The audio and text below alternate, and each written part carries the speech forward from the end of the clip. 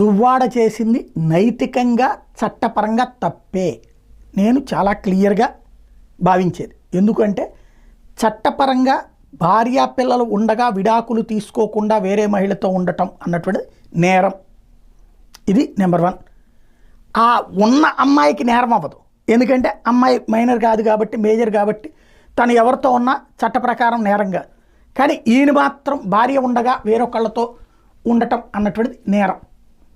ఇది నెంబర్ 1 గుర్తుపెట్టుకోవాలి. అయితే పెళ్లి చేసుకోలేదు కాబట్టి నేరం కాదు చట్ట ప్రకారం. ఎందుకంటే పెళ్లి చేసుకోకుండా వయసు అయినటువంటి వాళ్ళకి ఉంటే, అంటే మైనారిటీ తీరినటువంటి వాళ్ళు ఉంటే అది వాళ్ళిద్దరికీ ఇష్టమై ఉంటే అది సహజీవనం కిందకు వస్తుంది. అది చట్టబద్ధ నేరం కాదని కోర్టులు చెప్పేసినాయి కాబట్టి, సుప్రీంకోర్టు కూడా తీర్పిచ్చేసినాయి కాబట్టి చట్ట ప్రకారం ఈ ఇద్దరిది నేరం అవ్వదు, కానీ ఎథికల్గా నేరం.